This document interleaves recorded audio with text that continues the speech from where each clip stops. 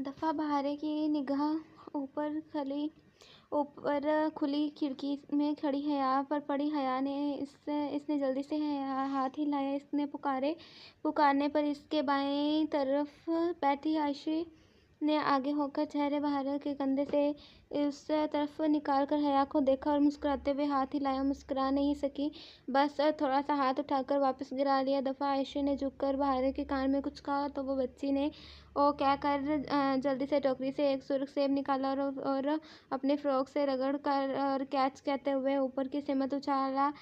इसने लाशौरी तौर पर हाथ बढ़ाए मगर उड़कर आता सेब ऊपर बालकनी की रेलिंग में अटक गया। Oh no! बहारे ने मायूसी से गर्दन पीछे को फेंकी। इस नाव में बग्घी बान घोड़े को छाक मार रहा था। बग्घी घोड़े को खींचती हुई गेट से बाहर आई। वो खिड़की से हट आई। बहारे का सेब वहीं रेलिंग ग्रिल के डिजाइन में फंसा रह गया। वो कमरे का दरवाजा खोलकर बाहर आई। लकड़ी के फर्श की चमकती राहदारी सुनसान पड़ी थी। वो नंगे पांव चलती आगे आई। राहदारी के सिरे में एक कमरे का दरवाजा नींवा था। इसके आगे जहाँ राहदारी खत्म होती थी वहाँ एक गोल खाकर लकड़ी का जीना था जो नीचे लिविंग रूम से शुरू होकर बलाई मंजिल की राहदारी जहाँ वो खड़ी थी उधर से होता हुआ ऊपर तीसरी मंजिल तक जाता था। इसने गर्दन उठाकर इस तरफ इस बुलंद बाला सफेद महल को देखा। अगर कभी इसे महल से भागना हो तो सारे जो रास्ते इससे मालूम हो इसे अब किसी पर एतबार नहीं रहा था। हया ने कमरे का नहमो दरवाज़ा पूरा खोल दिया। वो एक छोटा स्टडी रूम था जिसमें आबनूसी और सनूबर की लकड़ी का बुक शेल्फ बने थे। वहाँ बहुत सी बेशकीमती कुतुब सजी थी। वो छोटे छोटे कदम अंदर उठाती अंदर आई। स्टडी की दीवारों पर जा बड़े बड़े फोटो फ्रेम नस्ब थे। वो एक ट्रांस की सी कैफियत में उन्हें देखे गए। वो इन सब की तस्वीरें थी। कब ली गई, कैसे ली गई वो नहीं जानती थी। वो बस मोहब्बत से इन्हें देखी जा रही थी। वह दावर भाई की मेहंदी वाले रोज अपने गेट से निकल रही थी। एक हाथ जरा सा लहंगा उठाए दूसरे से आंख का किनारा साफ करती हुई वो कार की फ्रंट सीट पर बैठी। रेड फ्रॉक में मलबूस बाल कानों के पीछे उड़ती मुजर्रब सी कुछ कहती हुई दावर भाई की शाम अलबत्ता फ्रंट सीट पर बैठा वलीद तस्वीर में नहीं था और ये तस्वीर जनाब सुपर की थी। वो सर झुकाए जैकेट की जेबों में हाथ डाले इस नीम तारीख चबूतरे के सामने चल रही थी। सड़क पर दुकानों की जर्द रोशनियों का अक्स जला रहा था और बहुत सी तस्वीरें, बहुत से वाकयात एकदम पलटी और भागती अपने कमरे में चली गई। हर सू आग फैली थी। जर्द सुर्ख लपेटें जिसे अस्द में की जुबान की मानद लप लप कर इसकी जानब आ रहा था। वो वस्त में खड़ी थी और अतराफ में दायरे की सूरत में अलाव भड़क रहा था। शोले हर गुजरते पल बढ़ते जा रहे थे। हर सू धुआं था। इसकी सियाह फ्राक का दामन जा रहा था। धुआं सुर्ख शोले हराक्लितस की दायमी आग गर्मी की हिद्दत नाकाबिले बर्दाश्त हो गई थी। वो बुरी तरह जा रही थी। पानी डालो मेरे ऊपर। वो तकिए पर बंद आंखों से गर्दन इधर उधर मार रही थी। एक झटके से उठ बैठी। इसका सारा जिस्म पसीने में भीगा था। तनफ्फुस तेजी चल रहा था। उसे गर्मी लग रही थी। वो लिहाफ फेंक कर तेजी से बाहर भागी। लकड़ी का गोल चक्कर खाकर ने इसकी तरह दौड़ते कदमों से अबूर किया और बिना किसी तरफ देखे बाहर का दरवाज़ा पार कर गई। बगीचे में उतरकर गेट से बाहर निकल गई। रात हरसू फैली थी। बारिश तड़तड़ा बरस रही थी। सियाह आसमान पर कभी कभी बिजली नमदार होती तो वह पल भर को सड़क के सारे बंगले रोशन हो जाते तो फिर अंधेरा छा जाता। वो दूसरे बाजू सीने पे लपेटे इस बरसती बारिश में सड़क पे चलती जा रही थी। आसमान से थाल गोया उल्ट गए थे। बारिश तड़ा गिरती इसको भिगो रही थी। इसका पाँव किसी पत्थर से टकराया तो इसे ठोकर लगी। वो घुटनों के बाद जमीन पर जा गिरी। हथेलियाँ छिल गई। घुटनों पे भी खराशियाँ आई। इसने हथेलियाँ झाड़ते हुए उठना चाहा। कमर में दर्द की शदीद लहर उठी। वह वापस बैठ गई। सड़क के वस्त में पानी उसके लिबास भीग चुका था। हाल मोटी लटों की सूरत सिर्फ चेहरे की तरफ से चिपक गए थे। इसके अंदर की आग सर्द पड़ने लगी थी। जामनी पड़ते लब कब कपाने लगे तो वो उठ खड़ी हुई, किसी मामूल की तरह चलने लगी। वापस इस सफ़ेद महल तक आई थी। लिविंग रूम की अंगीठी में 2 लकड़ियाँ जल रही थी। अंधेरे कमरे में आग और ऊपर लगे मध्यम से जर्द बल्ब की रोशनी में अजीब फुस्सों फैला रखा था।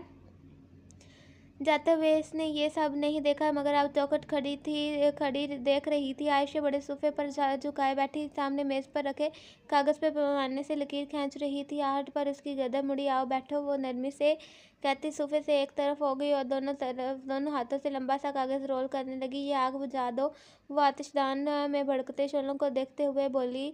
इसने आवाज़ बेउक अदा की बारिश की तरह गिली थी। आयशा बिना तरदो के उठी और आतिशदान के साथ लगाया स्विच घुमाया।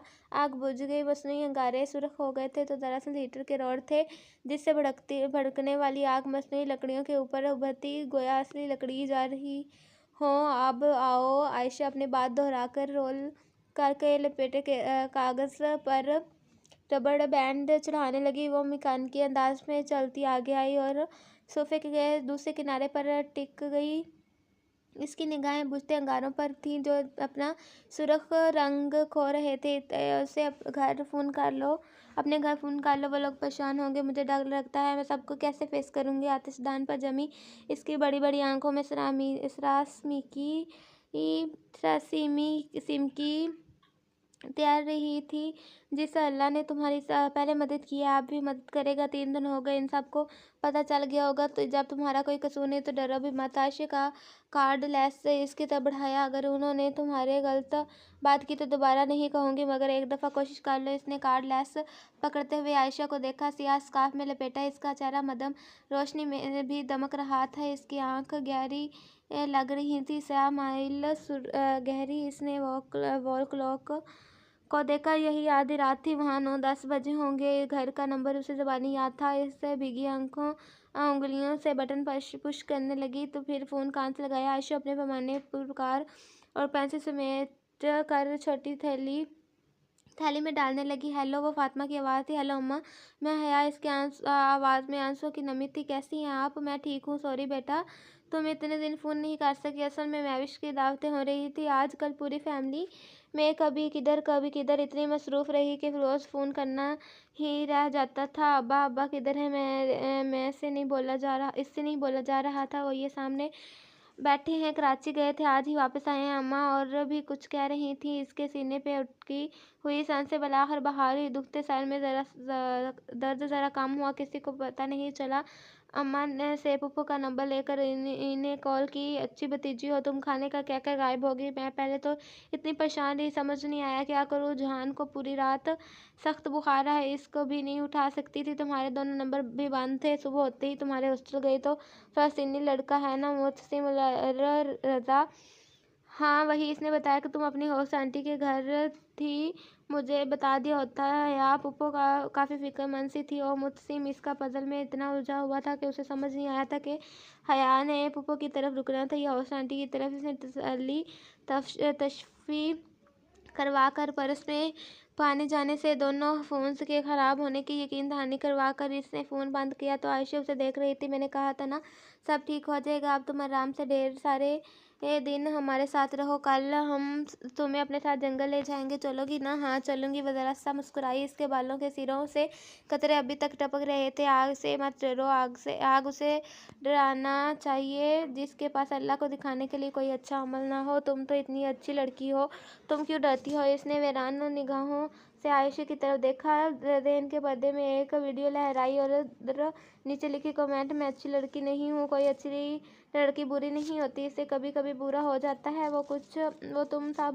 तुम बहुत कुछ अच्छा भी हुआ है ना। तुमने एक अमीर और ताकतवर शख्स के लिए शोहर को नहीं छोड़ा, तुमने वफा निभाई, इससे बड़ी अच्छाई क्या होगी। मेरी दुनिया तुम्हारी दुनिया से मुख्तलिफ है आयशे, हम में बहुत फ़र्क है। चलो फिर हाँ, तुम ढेर सारे दिन मेरी दुनिया में रहो, फिर तुम मुझे बताना कि उम्मीद और अंजाम के एतबार से किसकी दुनिया ज़्यादा अच्छी है। साथ ही इसने मुस्कुराकर हया का हाथ थमाया। तुम कौन हो आयशे? मेरा मतलब है तुम्हारा। इसने फिक्रा अधूरा छोड़ दिया। मैं इस घर की मालकिन हूँ। बहारे मेरी बहन है और आने मेरी दादी की सगी बहन है।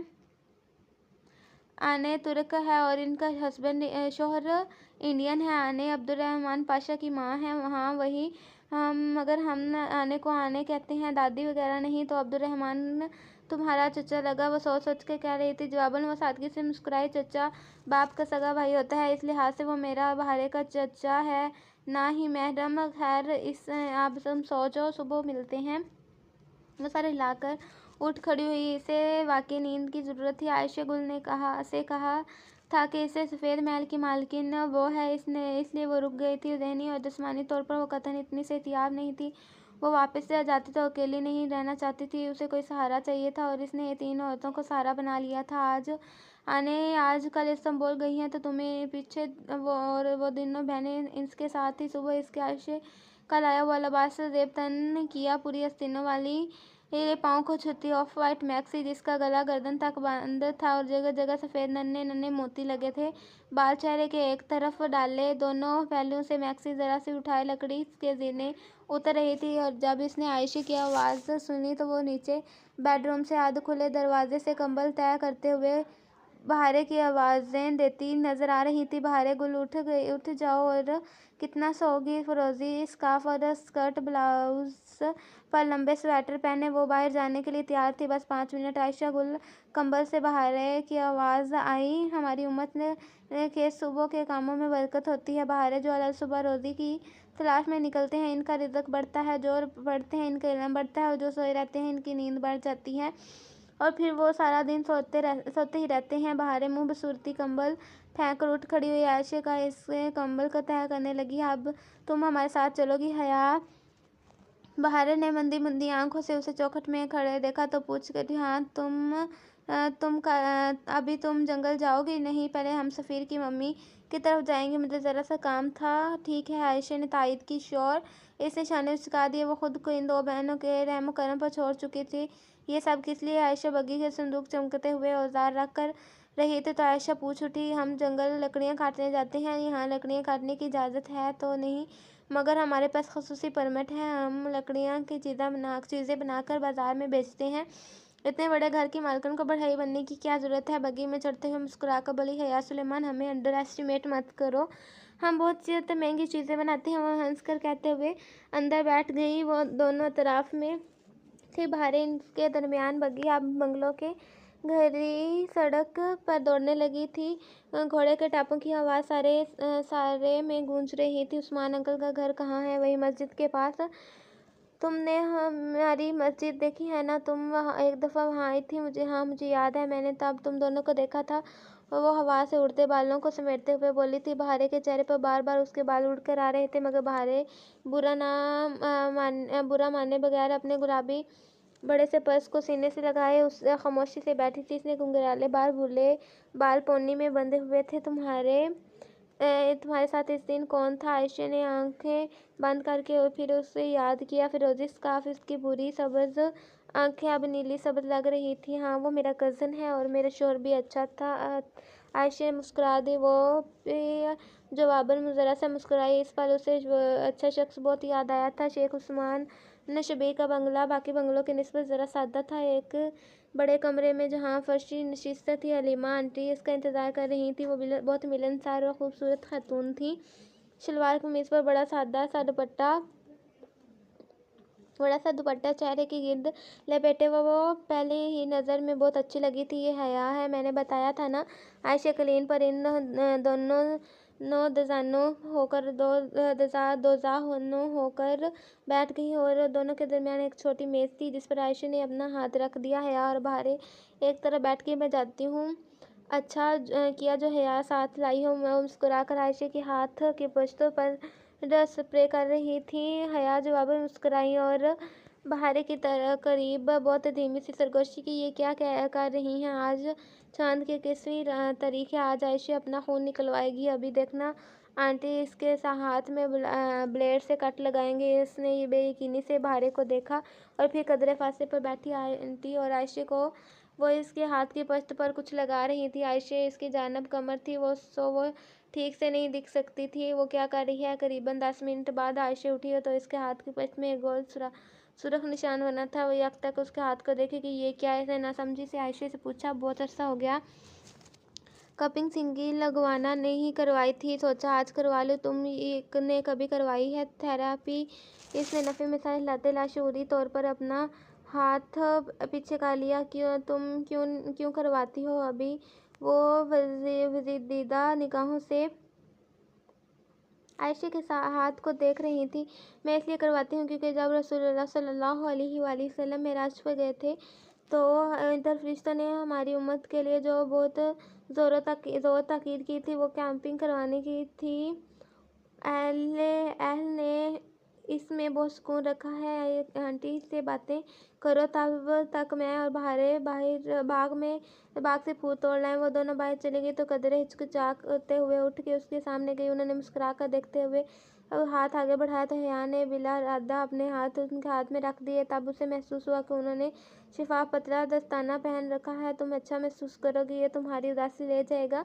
मुझे नहीं लगता कि मेरी उदासी इन चीज़ों से दूर हो सकती है। वो इनके हाथ में दिए अपने हाथ को देख रही थी जिसकी पश्त पर वो कोई स्प्रे लगा रही थी।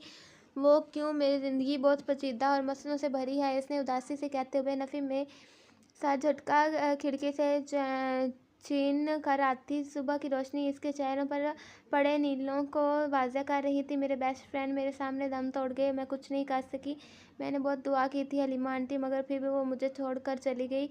वरना वो ना मरती तो कल तुम खुद उसे छोड़ जाती। बाज़ चीज़ें हमें नागवार लगती हैं मगर वो तुम्हारे लिए अच्छी होती हैं। इससे बीमारी से बच जाती हैं मगर मजबूर हो जाती है। इससे कभी भी वजह इसके घर छूट जाता तुम्हारे आसरे पर आ पड़ती और तुम्हारी सारी ज़िंदगी इसकी खिदमत करनी पड़ती। तुम चंद माह ये कर पाती, फिर तंग आकर खुद ही उसे छोड़ देती। बाज़ दफ़ा मौत में भी एक रिलीफ होता है। वो इसके हाथ की पश्त पर जैतून का तेल मलते हुए कह रही थी, मगर मैंने अल्लाह से वैसा ही मांगा था जैसी वो थी। वो तुम्हें अगले जहान में इसको वैसे ही वापस कर देगा, वही तुम दोनों के लिए बेहतर था। वो रसान से कहते हुए एक शीशे का कप जिसके अंडे पर कोई आला लगा था उल्टा करके इस थैली की पश्त पर रखी गई। मैं इस गम का क्या करूं जो मेरे अंदर सुलग रहा है। गम सर झुकाए उल्ट रखे कप को दबाते उन्होंने नफ़ी में सर हिलाया, गर्दन हिलाई। हम मरने वालों के लिए थोड़ी रोते हैं बच्चे, मरने वाले के लिए कोई भी नहीं रोता। हम तो सिर्फ अपने नुकसान पे रोते हैं। हमारा गम तो बस ये होता है कि हमें अकेला छोड़ कर गया। वो डुबडुबाई आंखों से इन्हें देखी गई। उसे अपने हाथ पर कप का दबाव महसूस नहीं हुआ था। वो चंद लम्हे के लिए आयशा से दूर चली गई थी। मेरी ज़िंदगी में इतने मसले क्यों हैं हलीमा आंटी? तुम्हें लगता है कि यहाँ सिर्फ तुम्हारी ज़िंदगी में मसले हैं, बाकी सब खुश खरम ज़िंदगी बसर कर रहे हैं? तो नहीं बच्चे, यहाँ तो हर शख्स दुखी है, हर एक का दिल टूटा हुआ है। सबको किसी एक चीज़ की तलब है। किसी को माल चाहिए तो किसी को औलाद, तो किसी का रुतबा, कोई एक महबूब शख्स या कोई एक महबूब चीज़। यही एक मसला हमारी ज़िंदगी में हम सब को एक शय में की तमन्ना है, वही हमारी दुआओं का मौजू होती है और वो हमें नहीं मिल पा रही होती। वही चीज़ हमारे आसपास के लोगों को बेहद आसानी से मिल जाती है और हम इन पर इश्क करते रह जाते हैं ये जाने बगैर कि इन लोगों की ख़ास तमन्ना वो चीज़ है नहीं वो किसी और चीज़ के लिए दुआएं करते रहते थे। यूँ हम इस एक शय के लिए इतना रोते हैं कि वो तो हमारी ज़िंदगी पर हावी हो जाती है और ये वो शय वक्त गुजरने के साथ साथ बदलती रहती है। तुम मुझे एक बात बताओ, तुम्हारी ज़िंदगी में बहुत से मसले आए होंगे, लम्हे भर को उससे सारे मसले याद करो। इसने आंखें बंद कर ली।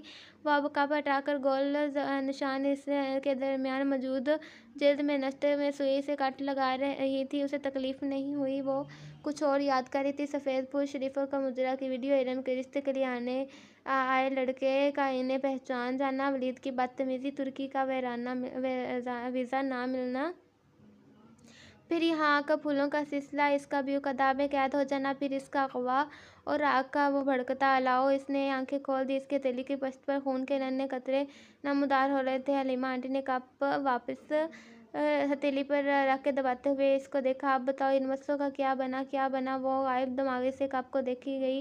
ये ऊपर लगा शक्कर अंदर से खून खींच रहा था। शीशे का कप सुर्ख होने लगा था। मैं तुम्हें बताऊं इन मसलों का क्या बना? वो मसले हल हो गए, सारे मसले एक एक करके हल होते गए, मगर नए मसलों ने तुम्हें इतना उलझा दिया कि तुम इन सब को भूले। बसरे मसलों से निकलने पर अल्लाह का शुक्र अदा करने का वक्त नहीं मिल रहा। वो बेयकीनी से इन्हें देख रही थी। वाकई इसके सारे मसले हल हो गए थे। इसने कभी सोचा ही नहीं। हर शख्स की ज़िंदगी में एक ऐसा मसला लम्हा ज़रूर आता है जब वो तबाही के दहाने पर खड़ा होता है। इसके राज खुलने वाले होते हैं इस वक्त जब वो खौफ के कुहे तूर तले खड़ा कपकपा रहा होता है, तो अल्लाह उसे बचा लेता है। उसको अल्लाह का एहसान है और उसे अपना एक एक एहसान याद है। हम भूल जाते हैं, वो नहीं भूलता। तुम अपने हल हुए मसले के लिए अल्लाह का शुक्र अदा किया करो। वो सारी ज़िंदगी तुम्हारे मसले हल करता आया है, वो आगे भी कर देगा। तुम वही करो जो कहता है, फिर वो वही करेगा जो तुम कहती हो। फिर जिनके लिए तुम रोती हो वो तुम्हारे लिए रोएंगे, मगर तब तुम्हें कोई फ़र्क नहीं पड़ेगा। कप का शीशा सुर्ख हो गया था, इसमें ऊपर तक खून भरता जा रहा था। मेरी लाइफस्टाइल बहुत मुख्तलिफ है, इनमें चीज़ें ने खुद को रिलेट नहीं कर पाती। लंबी लंबी नमाज़ें, तस्बीहात, ये सब नहीं होता मुझसे। मैं ज़बान पर आए तंज को नहीं रोक सकती। मैं आयशे गुल की तरह कभी नहीं बन सकती। इन चीज़ों से बहुत दूर आ गई हूँ। दूर हमेशा हम आते हैं, अल्लाह वहीं से जहाँ पहले था। फासला हम पैदा करते हैं, इसको मिटाना भी हमें होता है। उन्होंने खून से भरा कप सीधा करके एक तरफ रखा और टिश्यू से इसका हाथ साफ किया।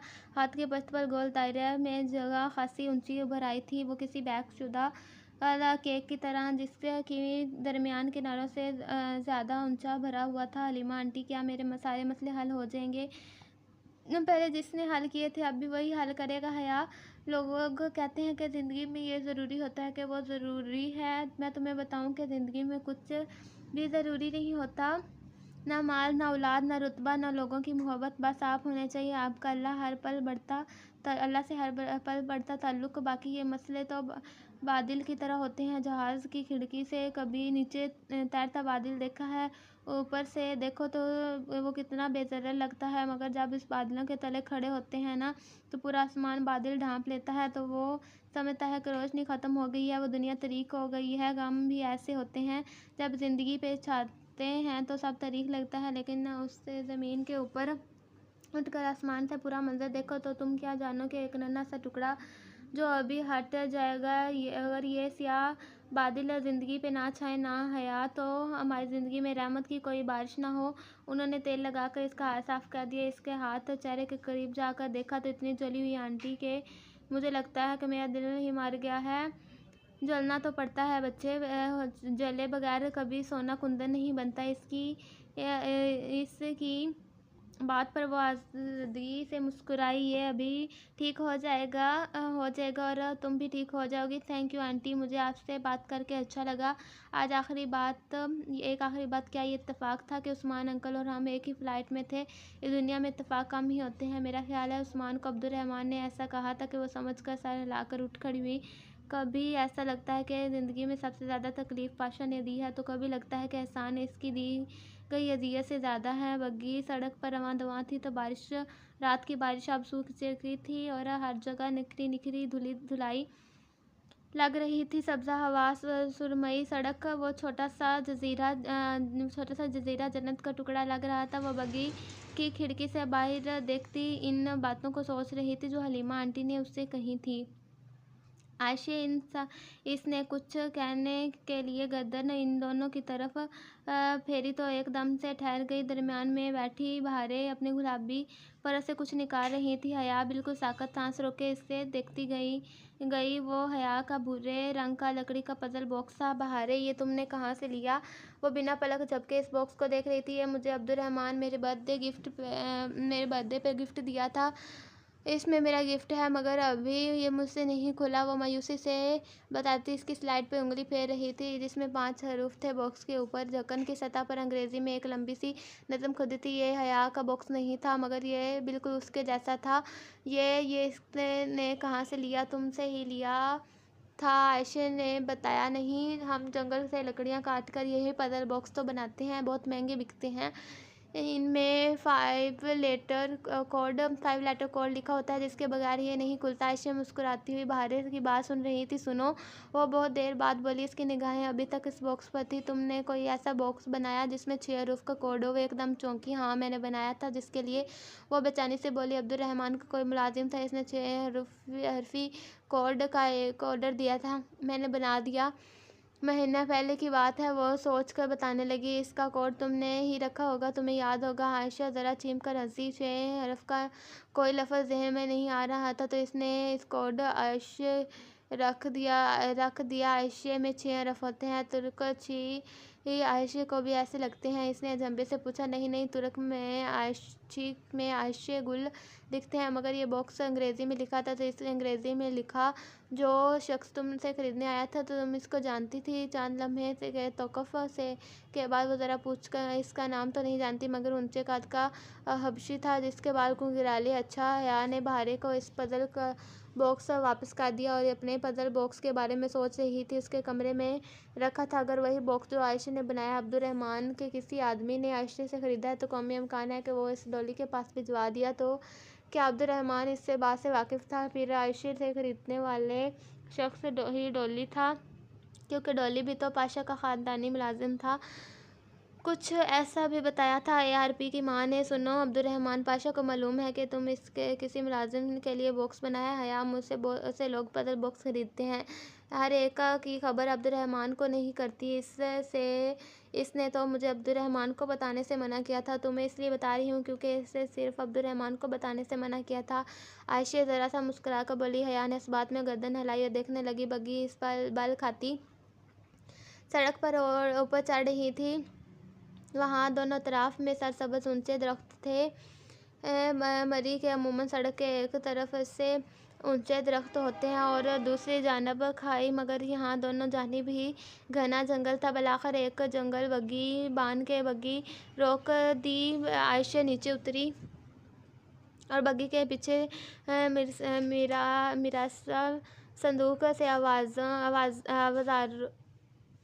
औजारों का भारी थैला निकाला है और बहारें भी इसके पीछे आईं। अब आगे उन्होंने पैदल चलना था। तुम चलोगी? आयशा ने थैले उठाते हुए ज़रा फिक्रमंदी से कहा। हाँ, मैं बेहतर महसूस कर रही हूँ। इसने धीमी मुस्कुराहट के साथ आयशा को तसल्ली दी। बहारें सबसे आगे उछलती कूदती ज़रा लहक कर कुछ गाती चली जा रही थी। कायनात वो है जिसे तूने बनाया है और सीधा रास्ता जो तूने दिखाया है। बस कदमों को फेर दे अपनी रज़ा की तरफ। अपनी से बुलंदियों के रब वो एक अरबी गीत गुनगुनाती उधर पौधों पे हाथ मारते चल रही थी। आयशा इसके अकब में थी। सबसे पीछे याद थी जो एक सफ़ेद मैक्सी को दोनों पहलू से उठाए सहज कर पत्थरों पर पाँव रख रही थी। वहाँ हर सुरख सनोबर और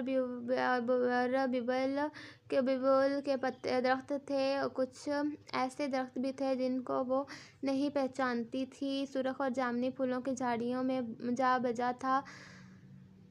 जंगल में काफ़ी आगे जाकर आयशा एक जगह रुकी। वहाँ एक दरख्त का कटा हुआ तना पड़ा था इसने थैला ज़मीन पर रखा और अंदर से कुल्हाड़ी निकालने लगी।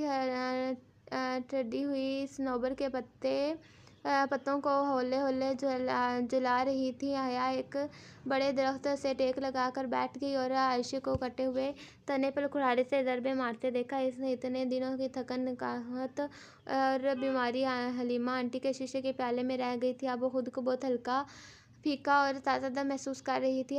नया चेहरा, नई रूह, नई जिंदगी। बहारें भी इसके साथ आकर बैठ गई। हया के बाल हवा में उड़ रहे थे। उसके चेहरे को छूने लगे तो इसने छोटे छोटे हाथों से नरमी से इनको समेटा। तुम्हारे बाल कितने खूबसूरत हैं हया। इसने गर्दन ज़रा मोड़ कर खूब मुस्कुराते हुए बहारें को देखा। वो बहुत मुहिब्बत से इसके बालों पे हाथ फेर कर नीचे फेरते कह रही थी, मेरा भी दिल चाहता है कि मेरे बाल इतने लंबे और मुलायम हों, मैं इन्हें ऐसे ही खोलूं। मगर जोर से कहते कहते इसका चेहरा बुझ गया। मगर आयशा कहती है, अच्छे लड़कियां बाल खोल कर नहीं निकलती। भारे की इस बात पर नजर आयशा को देखा, जो कोट की आस्तीनें मोड़े रुकू में झुकी लकड़ी पर कुल्हाड़ी मार रही थी। हर ज़रब के बाद वो सीधी होती और पेशानी पर आया पसीना आस्तीन से पहुंचकर फिर से झुक जाती। वो तुम्हें मना करती नहीं, वो कहती हैं कि बहारे तुम्हारी मर्जी, जब तुम्हें हया ना रहे तो जो जी कर चाहे करो। इसने आयशा की गुफ्तगू भरे अंदाज की नकल करके दिखाई तो सारी दुनिया में सबसे ज़्यादा आयशा की बात मानती थी। नहीं, पहले अब्दुर्रहमान की, फिर आयशा की। तुम अब्दुर्रहमान को बहुत पसंद करती हो बहारे। वो अपनी हैरत को छुपाते हुए इस्तफार कहने लगी थी, क्या ये बहनें अब्दुर्रहमान की शोहरत नहीं चाहती थी? ये उसे लोगों से ज़्यादा जानती थी। नहीं, बहुत ज़्यादा। वो है ही इतना अच्छा। इसके बालों को हाथ में लिए बहुत मोहब्बत से कह रही थी। हया ने अपने खुले बालों को देखा और बहारे की नफासत से बंदी घुंघराली पोनी में बाल बांध लूँ बहारे, मुझे हवा तंग कर रही है। इसने जैसे खुद को वजाहत दी और आयशा की अच्छी लड़कियों वाली निशानियों का असर नहीं ले रही। हवा की वजह से बाल बांधना चाह रही थी। मैं बांध दूँ, मेरे पास फालतू पोनी है। इसने अपने गुलाबी पर्स में हाथ डालकर झट से एक सुर्ख रंग का बैंड निकाला। हया ने ज़रा सा रुख मोड़ लिया। बहारे की पश्त पर घटनों के बाल ऊंची होकर बैठ गई और अपने नरम हाथों से इसके बाल समेटने लगी। हया अपनी आंखें बंद कर ली। उस्मानी सल्तनत के शहजादियाँ तुम्हारी तरह खूबसूरत होती होंगी ना हया, है ना? वो नरमी से इसके बालों में उंगलियां चलाती एक ढीली सी चोटी बना रही थी। बैंड बांध कर इसने इसने छोटी हया के कंधे पर आगे को डाल दी। हया ने अपनी मोटी सी चोटी पर हाथ फेरा और गर्दन मोड़कर ममनूनियत से बहारे को देखा। मेरी अम्मा कहती है मैं इतनी खूबसूरत ना लगती, मैं अगर ग्रूमिंग में इतनी मेहनत ना करती। तुम्हारा और आयशा का शुक्रिया, वरना मेरे बाल ना बचते। दोस्त किस लिए होते हैं? बहारे ने मुस्कुराकर शाने झुकाए। इसने और आयशा ने जिन जोखों से इसके बालों से वैक्स उतारी, ये रुदाद बहारे उसे सुना चुकी थी। वैक्स बाल पर लाया करती, अगर खींच कर उतारती तो जबकि उन्होंने पिघला कर नरम करके उतारी। अच्छा, अपना पजल बॉक्स दिखाओ, मैं इसके पहले देखूं। बहारे गुल ने साया हिलाकर बैग से बॉक्स निकाल कर उसे थमाया। इसका गुलाबी बैग एक जंबील था जिसमें हर एक चीज़ होती थी। बहारे, तुमने हया का गिफ्ट नहीं बनाया? आयशा ने हाथ रोककर रुकू से झुके सर उठाकर खुफगी से अपनी बहन को देखा। और हाँ, मैं अभी आई। बहारे माथे पर हाथ मारती हुई भी उठी। बड़े थैले में एक खाली टोकरी निकाली और दरख्तों के दरमियान उछलती फुदकती आगे भाग गई। आयशा वापस काम में मसरूफ़ हो गई। हया सर तने से टकाए बॉक्स को चेहरे के सामने लाकर देखने लगी। इसके ढक्कन पर अंग्रेजी में चंद फ़िक्रे खुदे गए, जो शायद एक नज़म था। Creamy I in silver chest sleeps in salty depth rises from a prison grain shine as its wear in slain। Puzzle box के कोडवार में 5 चौखटे बने हुए थे। हया ने 3-4 दफ़ा इस नज़म को पढ़ा और इसके 5 हर्फ लफ्ज़ समझ आ गया तो वो इस बॉक्स की कुंजी था। पहले आसान था, मगर ज़ाहिर वो बहारे को जवाब नहीं बता सकती थी। वो बहारे का तोहफ़ा था, वो इसे खुद ही खोलना था। मगर कौन लिखता ये नज़म, ये पहेलियाँ? बॉक्स को गोद में रखे इसने आंखें मौन दी। इसके जिस्म का सारा दर्द धीरे धीरे गायब हो रहा था। हर सो मीठी नींद थी। बहुत दिन बाद इस पे सुकून छा रहा था। वो हलीमा आंटी की बातों की सोचती, अपने हल हुए मसलों को याद करती। कब सो गई उसे पता ही नहीं चला। जब इसकी आंख खुली तो जंगल में अकेली थी। आयशा और बहारे वहाँ नहीं थी। वो बुड़बुड़ा कर उठी। आयशा, बहारे मतूहश अंदाज में इनको पुकारती से दरख्तों के दरमियान आगे को भागी। हया, हम इधर हैं। आयशा ने कभी कहीं करीब से पुकारा तो वो आवाज़ का ताक़ुब करती इस घने झुंड तक आए तो देखा आयशा दरख्तों के पास कुल्हाड़े पकड़े खड़ी थी। साथ ही बहारे ज़मीन पर बैठी थी, कटा तना साथ ही रखा था। तुम सो गई थी तो मुझे लगा हमारी आवाज़ें तुम्हें डिस्टर्ब करेंगी तो हम सब कुछ इधर ले आए। खैर थी आयशे, इसने खुफे से इन दोनों को देखा। कितना तना, लकड़ियाँ, औजार, वो हर चीज़ बिना आवाज़ पैदा किए वहाँ से ले गई थी, वो भी सिर्फ इस ख्याल में इन दो परियों की तरह मासूम लड़कियाँ बेहद प्यार आया। तुम बताओ तुम्हारी तबीयत कैसी है? बहुत बेहतर। वो भारे के साथ खुश घास पर बैठ गई। भारे की गोद में सफ़ेद फूलों की लड़ी रखी थी। वो दूसरे हाथ पे एक मोटी सबज टहनी पकड़े इन दोनों सिरे मिलाकर इनको बांध रही थी, यूं कि वो एक गोल सबज सा रंग बन गया। तुम क्या कर रही हो? तुम्हारा गिफ्ट बना रही हूँ। तुम्हें पहली समझ में आई? फौरन ही आ गई। बहुत आसान थी वो, कम से कम इसके लिए तो किसी फिलासफर की गधों और कुत्तों वाली वाले वाले जरिए नहीं पढ़ने पड़े थे। आयशे को भी समझ आ गई थी, मगर ये मुझे नहीं बताती। ठीक करती हो हूँ, ये तुम्हारा तोहफा है, तुम्हें खुद ही निकालना है। तोहफा खुशी के लिए होता है। अगर तुम इसे खुद बूझ कर निकालोगे तो तुम्हें असली खुशी होगी, वरना तोड़ कर भी तो निकाल सकते हैं। आयशे ने कहा। आयशे ठीक कह रही है। वैसे ये पहेलियाँ कौन लिखता है? अब्दुर्रहमान के पास हर काम के लिए बहुत से बंदे होते हैं। इसने किसी से लिखवाई होगी। बहारे निशाने उचका कर कहा। गोया अब्दुर्रहमान की बहुत मोहब्बतों की इद्दत के बावजूद इसका ख्याल था कि वो इसे खुद नहीं लिखती थी। फिर शायद डॉली ने बहारे बहुत महारत से सफ़ेद फूलों की लड़ी को ज़मीन टहनी पर लपेट रही थी, यहाँ तक कि सबज रंग एक सफ़ेद फूलदार हल्के में तब्दील हो गया था। तो इन दोनों हाथों से वो ताज हया के सर पर रखा। भारे गुल की तरफ से इसने मुस्कुराते हुए सर पर पहने ताज को छुआ। मरी में ऐसी ताज बकसरत मिलते थे, मगर इनमें से कोई ताज इतना खूबसूरत ना था। कोई ताज इतना खूबसूरत हो भी क्या नहीं सकता था। बहारे पजल बॉक्स और सुई धागा एहतियात से अपनी गुलाबी जिम्बिल में रखकर आयशे के साथ काम करवाने लगी थी। इसने कुछ उठाया था, मगर आयशे ने रोक दिया था। तुम मेहमान हो और तुम्हारी तबीयत भी ठीक नहीं है। जब ठीक हो जाए तो करवा लेना। फिर काम ख़त्म करके भारे ने चटाई बिछाई और बड़ी बास्केट से पानी की बोतल निकाल कर हया और आयशे के हाथ धुलाए। फिर लंच बॉक्स खोल कर चटाई पर रखने लगी। ये तली हुई मछली है, ये सलाद है, ये मुर्गाबी बी का सालन है। खाना अभी तक गर्म था, इसकी खुशबू बहुत इश्तहा अंगेज थी। उसे याद था कि शुरू में वो डीजे तुर्क खाने से कितना मुतनफ़िर हो गई थी, मगर चंद ही रोज़ बाद इनको तुर्क खाने से अच्छा कोई खाना नहीं लगता था। यूं सुनसान जंगल में दरख्तों के बीच में ही ज़मीन पर बैठे ठंडी सी दोपहर में इनका पहला खाना था। इस्तांबुल के चहल पहल और हंगामी खेज ज़िंदगी से दूर एक तन्हा जजीरे पे जहाँ वो खुद को फितरत की ज़्यादा करीब महसूस कर रही थी। खाना खाकर चीज़ें समेट कर वो लकड़ियों के छोटे छोटे गट्ठे सिरों पर उठाए दहरान से उतरकर वापस बग्गी तक आ गई। आयशे ने कुल्हाड़ी लकड़ियाँ और औजार संदूक में रखे थे और बग्गी को वहीं छोड़कर दूसरी सिमत चल पड़ी। इसने नहीं पूछा था कि वो किधर जा रही हैं। वो खुद इनको दो बहनों पे रहम करम पर छोड़ चुकी थी। अब वो साहिल की तरफ फिर वो आयशा खुद से बताने लगी। हम साहिल की तरफ जा रहे हैं, मगर फ़ायदा कोई नहीं है। इसके साथ चलती बहारें ज़रा खुफगी से सरगोशी में कि वो जो दोनों पहलू में मैक्सी ज़रा उठाकर चल रही थी, ज़रा चौंकी। वो क्यों? हम समुंदर पे सेब चुनने जा रहे हैं, मगर कोई फ़ायदा नहीं। मेरे किसी सिप चुनने जा रहे हैं, मेरी किसी भी सिप से मोती नहीं निकलता। आयशे के हर सिप से मोती निकलता है। अब्दुर्रहमान कहता है आयशे की सिप से मोती इसलिए निकलता है क्योंकि वो सच बोलती है। इन्हें ये कोई पैमाना नहीं है।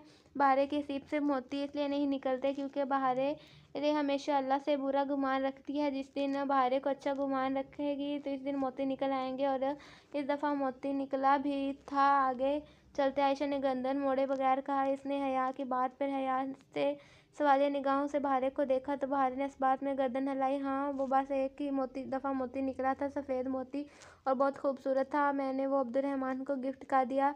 वो इसका क्या करेगा? तुम अपने पास रखती ना। जवाबन बहारे ने मलाल भरी तुम नहीं समझ सकती वाली नज़रों से उसे देखा और साथ झटका। साहिल का ये हिस्सा कदरे सुनसान पड़ा था। नीले समुद्रों की लहरें उमड़ कर पत्थरों के सर पटकती और वापस लौट जाती। साहिल की रेत रेली थी और इस पर किताब में बहुत से पत्थर पड़े थे। कराची का साहिल रेत वाला होता था, मगर ये साहिल पत्थरों वाला था। वो चीज़ें महफूज जगह पर रख कर जूते उतार कर नंगे पाँव चलती। पानी की पानी में आ खड़ी हुई। इधर समुंदर से अक्सर सीप डाल देते मगर रोज़ नहीं। आयशा पानी भर पाँव भर पानी में चलती क्या रही थी। लहरें उमड़ उमड़ कर आती, इससे टकराती और घुटनों तक भिगो कर वापस चली जाती। वो तीनों एक दूसरे से फासले पर खड़ी अपनी अपनी टोकरियाँ उठाए सिप ढूंढ रही थी। पानी यक ठंडा था और हवा सर्द थी। इसने पलट कर देखा तो आयशा और भारे रेत से सिप उठा कर अपनी टोकरी में भर रही थी मगर उसे कोई सिप नजर नहीं आया था। वो मतलाशी निगाहों से पानी की तह तले झुकती रेत को देखती आगे बढ़ रही थी।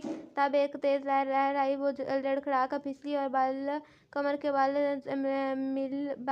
रेत पे जा गिरी। सर्द शुक्र के पत्थरों का साहिल चंद कदम दूर था। लहर वापस पलट गई। वो रेत पर गिरी पड़ी थी, मुकम्मल तौर पर भीगी हुई। इसकी चोटी भीग गई थी। रेत के जरे सफ़ेद लिबास पर जा लगे। वो दर्द से दुखी कमर सहलाती बामुश्किल उठ खड़ी हुई। आयशा भारे उसे गिरते देखा ना उठते इसने भी वावेला किया। पानी का दर्द आग के दर्द से कम ही होता है। वो बर्दाश्त करके इसको गिराने वाली लहर इसकी कदमों में एक सिप डाल गई थी। वो इससे झुककर सिप उठा ली। वो एक शामी कबाब के साइज जितना था और इसका खोल सफ़ेद, सुरमई और गुलाबी रंग से बना था। तुम भीग गई, ठहरो, ये शाल ले लो। पत्थरों से पार चटाई पर बैठे हुए आयशा ने फिक्रमंदी से उसे देखा और एक शाल टोकरी से निकाल कर दी जो इसने शानों के गिर्द लपेट ली। चलो अब चटाई पर बैठे हुए आयशा ने फिक्रमंदी से उसे देखा और एक शाल टोकरी से निकाल कर दी इसने शानों के गिर्द लपेटी। चलो अब सिप खोलते हैं। वो तीनों तकून की सूरत में बैठी अपनी अपनी टोकरियाँ अपने सामने रखे। आयशा ने बड़े से चिटपे ब्लेड वाला छुरा उठाया और अपनी एक सीप निकाल कर उसके खोल से दूसरे हिस्सों की दरमियानी दराज में रख कर बिस्मिल्लाह कहते हुए सीधा छुरा चला दिया। चिटकने की आवाज़ आई। आयशा ने छुरा एक तरफ रखा और दोनों हाथों से सीप की खोल को खोला जैसे कोई किताब खोलते हैं।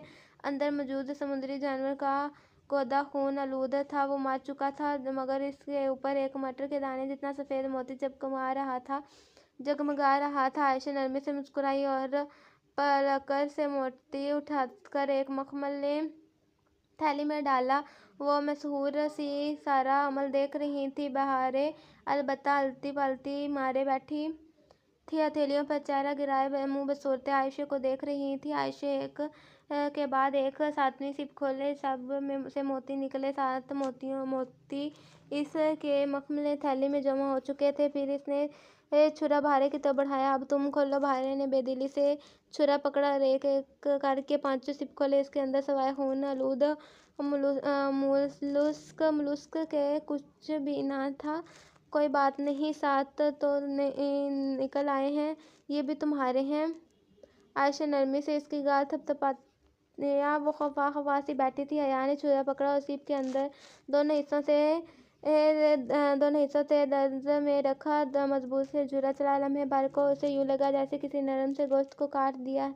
भारे और आयशा मुंतजिर उसे देख रही थी। वो सिप के दोनों हिस्सों को पकड़े किसी किताब तरह खोला। समुद्री जानवर के खून आलूद लोथड़े के सिवा सिप में कुछ ना था। वो मोती खाली था। इससे पहले कि वो बेबसी से सिप उसकी तरफ डाल देती, तुम दोनों पहले से सोच लिया कि तुम्हारा मोती नहीं निकलेगा। कल से अच्छे गुमान के साथ सिप चुनोगी। आयशा ने बेबसी से उन्हें देखकर कहा। वो दोनों यूं ही खफा सी बैठी रही। रात बेयुक्ता में सियाह चादर तान चुकी थी वो, जिसमें झिलमिलाते सितारे टिके थे। इनके कमरों की खिड़की के जालीदार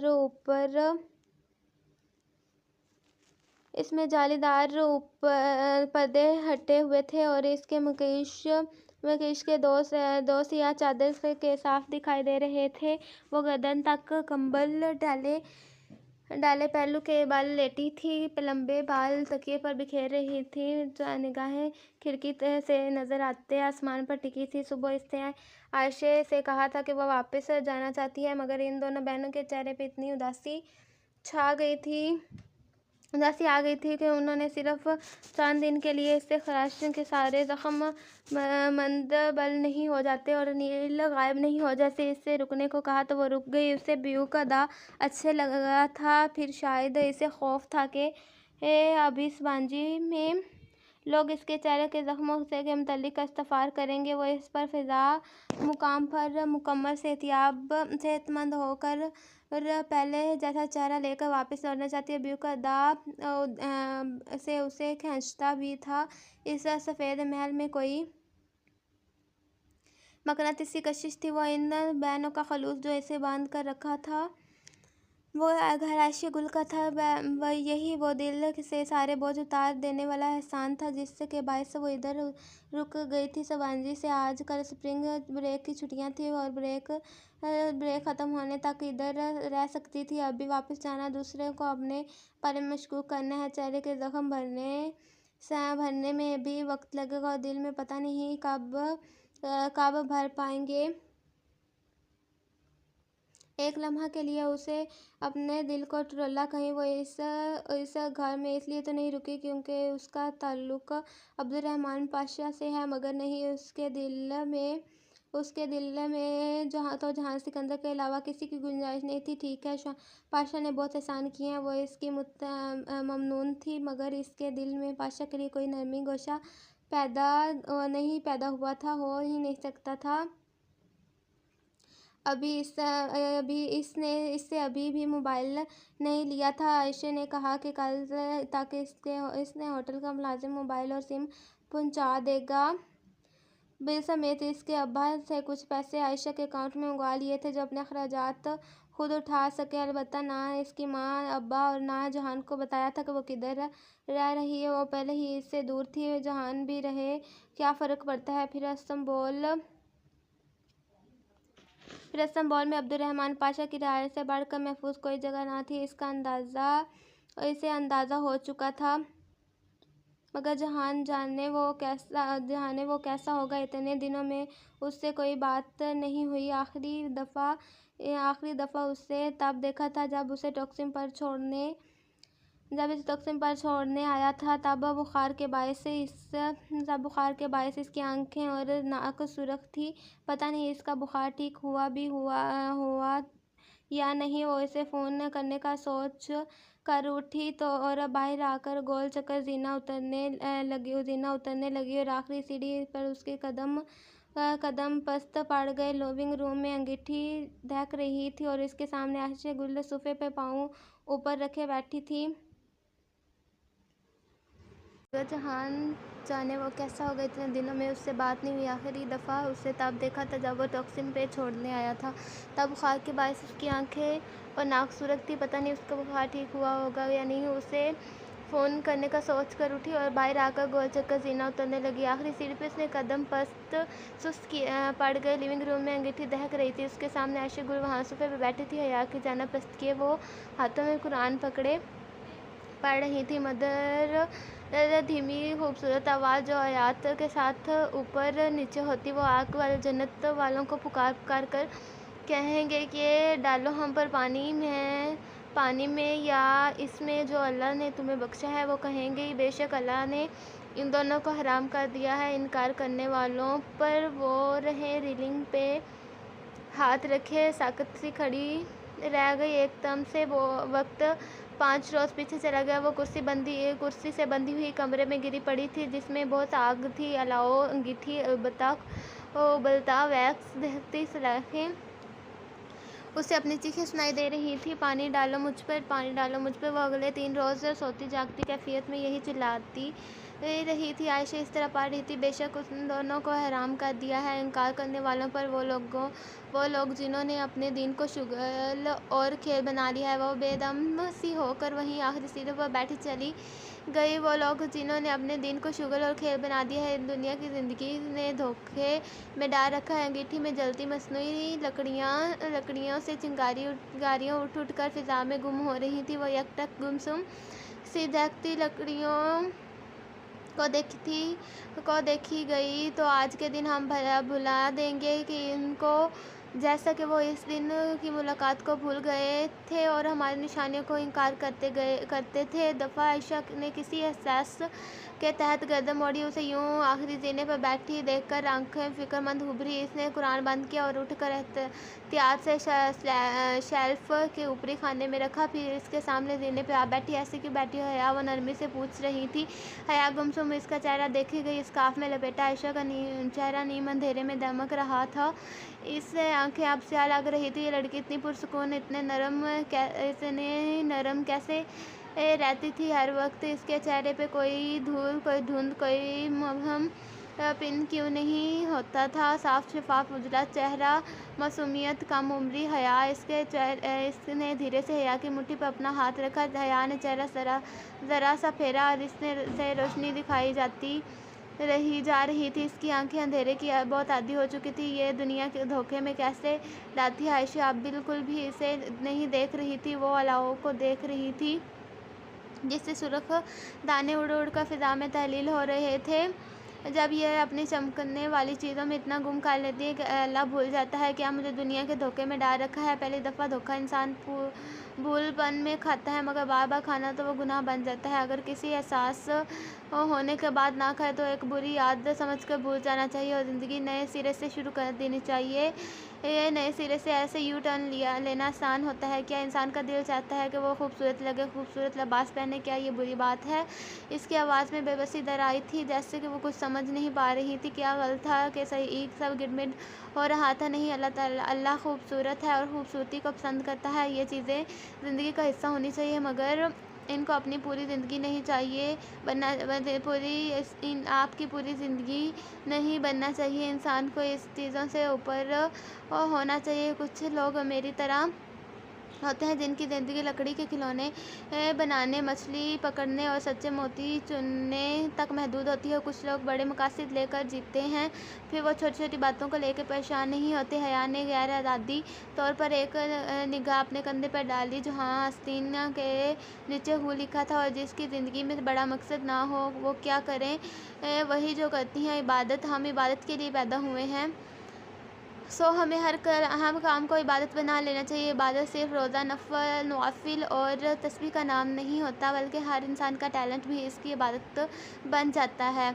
इस मैं बहारे के लिए फूलों के हार और आने के लिए खाना बनाती हूँ। मेरा ये सिला रहमी मेरी इबादत है। मैं पज़ल बॉक्स और मोतियों के हार बेचती हूँ। मेरा ये रिज़्क तलाशना मेरी इबादत है। ये छोटे छोटे काम करते इंसान बड़े बड़े मकासद पा लेता है। और इंसान चीज़ों के लिए मजबूती कहाँ से लाए? हया, मुझे लगता है कि हम लड़कियों ने अपने ऊपर फ्रेजाइल नाजुक स्टिकर्स लगा रखे हैं। फ्रेजाइल स्टिकर समझती हो ना? वो जो नाजुक अशिया की पैकिंग के ऊपर चिप्सा होते हैं और इन पे लिखा होता है हैंडल विद केयर। वही स्टिकर्स हम लड़कियां अपनी पेशानी पर लगाए रखती हैं। फिर किसी का ज़रा सा तंज हो या बेजा पड़ी डांट, ज़रा सा कांटा चुभ जाए या दिल टूट जाए, हम घंटों रोती हैं। अल्लाह ने हमें इतना नाजुक नहीं बनाया, हमने खुद को नाजुक बना लिया है। जब हम लड़कियां इन चीज़ों से ऊपर उठ जाएं तो हमें ज़िंदगी में बड़े मकसद नज़र आ जाएंगे। आयशा खामोश होगी। अब लिविंग रूम में सिर्फ लड़कियों के चिटकने की आवाज़ें आ रही थी। आयशा गुल, बहुत प्यारी बातें करती हो। वो थकान से ज़रा मुस्कुरा कर बोली तो आयशा धीरे से हंस दी। तुम भी बहुत प्यारी हो।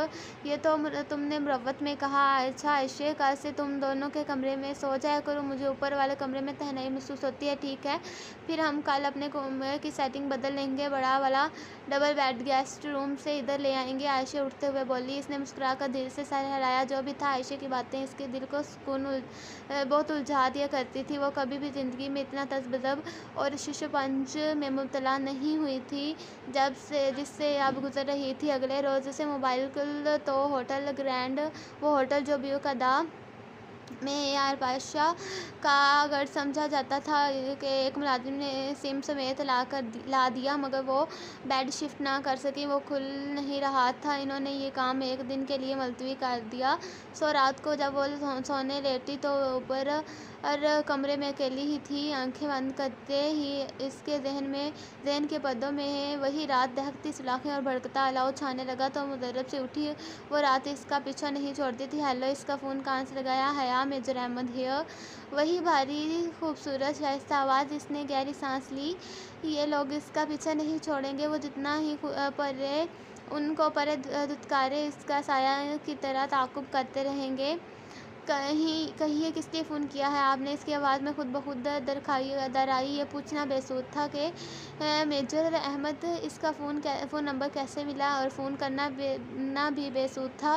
वो फिर फ़ोन कर लेगा और करता ही रहेगा। इसे किस तरह से अब डील करना होगा? क्या हम कुछ देर के लिए बात कर सकते हैं? इसकी आवाज़ बोझल थी, थकान से भरी, गम से लबरेज, उदास, मुतफक्किर। हया ने लम्हे भर सोचा। इसका ज़हन फिर चंद ख़यालात को तरतीब देने लगा। देखिए मेजर अहमद, इसने सोच कर कहना शुरू किया, अगर आप कोई ऐसी बात करना चाहते हैं जो किसी शादीशुदा औरत से करना गैर मुनासिब तो मत कीजिए, लेकिन अगर कोई बाहिमी मफाद की बात करना चाहते हैं तो आपको सुन रही हूँ। वह चंद लम्हे खामोश रहा, फिर इसकी आवाज़ फ़ोन से उभरी, मुझे इस बात का अफसोस है कि जो आपके साथ हुआ वो एकदम बिल्कुल साकत हो गई। इसने अगवा की खबर फैल चुकी थी, तो क्या सब राज नहीं रहा? एक बोझ सा इसके दिल पे गिरा था। फिक्र न करें, पाकिस्तान में किसी को इल्म नहीं हुआ। वो इसके लहजे पे गौर करने लगी। ये क्या कोई धमकी थी? जो चाहे तो पाकिस्तान में सबको इल्म हो सकता है। तो इसके पास यकीनन इसकी वीडियो थी और पाशा ने इसके बहुत सी तस्वीर ब्लैकमेलर्स। मैंने आपको कहा था ना, अगर ज़िंदगी में कोई आपको जन्नत के पत्ते ला दे तो उसे थाम लीजिएगा, वो आपको रुसवा नहीं होने देंगे। इसकी आवाज़ में दिल को चीरता हुआ दर्द था। और मैंने भी आपसे कहा था कि हम दुनिया वालों के ने जन्नतें कहाँ देखी हैं। मेरी बात नहीं मानी। मुझे इस वाक़ये ने बहुत तकलीफ़ दी, जितनी तकलीफ़ दी शायद ज़िंदगी में किसी और शय ने इतनी तकलीफ़ नहीं दी। मैं अगवा हुई, जुल्म मेरे साथ हुआ। आप मुझे क्यों कसूरवार ठहरा रहे हैं? वो हर किसी को अगवा नहीं करते, खूबसूरत लड़कियों को करते हैं। मैं खूबसूरत हूँ तो मेरा क्या कसूर है? वो हैरान नहीं हो रही थी, वो पूछ रही थी, इन्हें क्या पता कि आप खूबसूरत हैं? इसमें आपका कसूर है? वो भी तंज़ नहीं कर रहा था, इससे मख़मूम अंदाज़ में कह रहा था। तो अब मैं क्या करूं? अब इन सारे मसाइल से कैसे जान छुड़ाऊं? कौन सा मसला है? आप मुझे बताएं। मुझे हमेशा अपना खैर ख्वाह पाएंगी। वो चंद लम्हे खामोश रही, फिर एक फ़ैसले पर पहुंचने लगा। अगर आपको कोई ब्लैकमेल करने लगे तो क्या करना चाहिए? ब्लैकमेलर के बेनथे बैल की तरह होता है हया।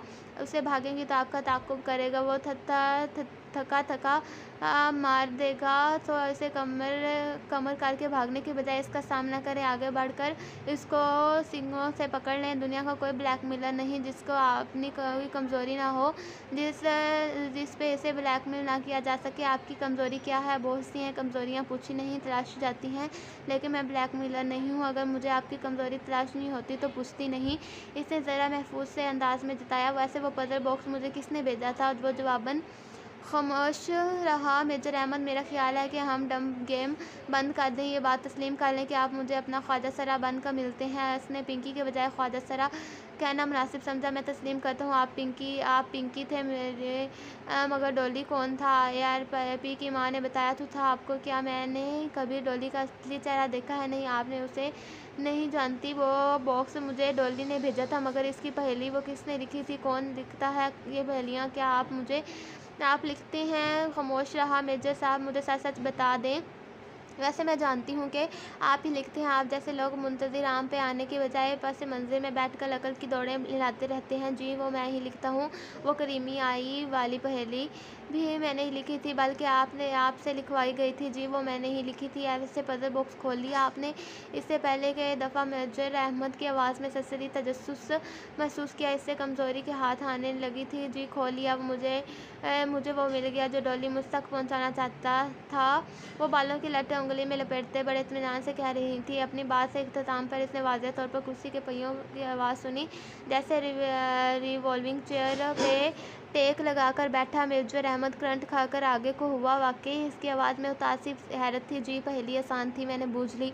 वैसे जो इसमें था इस वक्त मेरे हाथ में है। उस मुझे एक हैरत अंगेज इंकशाफ है जो बॉक्स में था आपके हाथ में है और इसने आप इंकशाफ किया है। वो रुक रुक कर इस अल्फाज दोहरा कर तस्दीक करना चाह रहा था। जी बिल्कुल, जवाब धीरे से हंस दिया। नहीं, आपसे अभी तक वो बॉक्स नहीं खुला, लेकिन मुझे आपका यूँ ज़हन इस्तेमाल करके मुझे घेर कर कुछ उगलाने की कोशिश अच्छी थी। हया ने दिल मिलाकर मोबाइल को देखा। उसे कैसे पता चला कि वो झूठ बोल रही है? अच्छा, मुझे नींद आ रही है, वो ज़रा बेज़रीदारी से बोली। आप बेशक सो जाएं, मुझे प्लीज़ फ़ोन मत कीजिएगा। वो जैसे इल्तिजा कर रहा था। जब मैं कुछ बोलूँगी बोलूँगी ही नहीं तो आप क्या सुनेंगे? मैं आपकी खामोशी सुनूँगा। मैं सो रही हूँ, बाय बाय। इसने तकिए पर सर रखते हुए जान छोड़ो वाले अंदाज में कहा, मगर फिर भी इसने मोबाइल बंद नहीं किए थे। इस फ़ोन से कान से लगाए, दूसरा बाजू आंखों पर रखे। वो कब सो गई उसे इल्म नहीं हुआ। सुबह उठते इसने मोबाइल चेक किया तो मुजव्वर अहमद की कॉल इस दौरान 3 घंटे और 20 मिनट लिखा आ रहा था। वो दम खुद रह गई कि बामुश्किल 10 मिनट मुजव्वर अहमद से बात की थी तो क्या 3 घंटे उसकी खामोशी सुनता रहा था? अजीब आदमी था ये भी। फिर वो जिस रोज़ उसे आयशा के साथ दोनों बहनों के साथ कमरे की सेटिंग तब्दील करने पर प्रोग्राम बनाया है, इस सुबह इसने जहान को अपना मैसेज कर दिया बगैर किसी बात के कि वो आयशा के हमरा बड़ा बेड अंदर रख कर छोटा बेड बाहर निकाल कर शावर लेने के बाद तौलिए के साथ बाल थपथपाती सिखाती बाहर आई तो बेड पर रखा। इसका मोबाइल फ़ोन बज रहा था। जहान कॉलिंग। अम्मा से जब इसने जहान का नंबर लिया तो सिर्फ मोबाइल में महफूज ही नहीं किया था बल्कि ज़ुबानी भी याद कर लिया था। अगर कभी दोबारा अस्सलाम वालेकुम। इसने दिलनशीन मुस्कुराहट के साथ फ़ोन कान से लगाया। दूसरे हाथ से तौलिए नरमी से गिले बालों में रगड़ रही थी। वालेकुम अस्सलाम, कैसी हो? वो भी दूसरी तरफ से अच्छे मूड में था। बहुत अच्छी। और तुम? जैसा पहले था। तुम फ़ोन ठीक करा लिया? मम्मी कह रही थी तुम्हारा फ़ोन ख़राब हो गया। हाँ, बहुत कुछ ख़राब हो गया था। वैसे भी 1-2 दिन पहले नया फ़ोन लिया है। वो तौलिया कुर्सी पर पश्त पर डालते हुए बोली। तो फिर तुम बहुत जल्दी नंबर दे दिया तुमने। मुझे तवक्का नहीं थी कि मुझसे बात करने की जल्दी होगी, इसलिए। अच्छा, आपने ये तंज छोड़ो, मुझे बताओ कि तुम रूम में हो। मैं ज़रा अमज़ाफ़ात में आया हूँ। तुम्हारे कैंपस से 10 मिनट की ड्राइव पर हूँ। चलो फिर साथ लंच करते हैं। इसी पर आयशा कुछ कमरे में लेने के लिए दाखिल हुई तो चेहरे के तासुरात देख कर रुक गई। वो मतलब सी फ़ोन पर कह रही थी, नहीं मैं अभी कैंपस। तो आयशा ने लम्हे भर उसे गौर से देखा, जैसे समझ कर सारी हिलाती आगे आई और राइटिंग टेबल पर रखे मग में से पेन निकाला। नोट पैड पर ऊपरी सफ़ा पर कुछ लिखा। उसे थमाया, फिर खुद बाहर चली गई। हया ने रुककर सोफे पर लिखा, सच से बेहतर कोई जवाब कोई नहीं होता। हया दूसरी जानब वो पूछ रहा था, जहान मैं बीयू कदा में हूँ। वो पैड पकड़े इस पे लिखी तहरीर को देखते हुए बोली, और फ्रेंड ट्रिप था कोई, मुझे पहले बता देती तो मैं इधर कुछ दिन से रह रही हूँ, मेरी फ्रेंड का घर है इधर, और फिर तुम्हें क्या बताती। तो तुम हमेशा मसरूफ़ होते हो। इसने हमले का रुख बदला तो दिफाई पोजीशन में आ गया। इतना मसरूफ़ कहाँ होता हूँ। फिर कल मिलते हैं। तुम कल बेक़ायदा आ जाओ, क्योंकि मैं चंद दिन अपनी फ्रेंड के साथ इधर ही रहूँगी। कल मैं मसरूफ़ हूँ। अच्छा, परसों? मैं अगला सारा हफ्ता मसरूफ़ हूँ। तुम अपनी फ्रेंड के साथ एंजॉय करो, मैं काम करता हूँ। अल्लाह हाफिज़। इसने झट से फ़ोन रख दिया। जहान इसने झुंझलाकर मोबाइल कान से हटाया। इस शख्स का कोई पता नहीं चलता कब क्या बुरा लग जाए। बाहर से बहारें फिर से आवाज़ देने लगी थी। हया, ये करीमी आई क्या है? कोई हिंट दे दो, जो बुझेगा गिफ्ट उसी का होगा। इसने जवाब जोरी से आवाज़ दिया। जहाँ बहारें फ़ौरन खामोश हो गई। अब्दुर्रहमान का तोहफ़ा किसी दूसरे से शेयर करने का तसव्वुर भी इसके लिए सुहान रूह था।